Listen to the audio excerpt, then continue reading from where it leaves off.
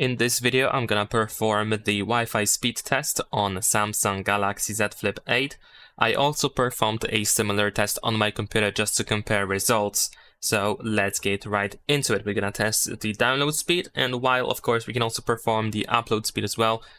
I have to say in advance that my upload speed is pretty terrible. It's definitely not what I should have over here. Now, nevertheless, the download speed is 390 megabits per second, which seems to be not so great.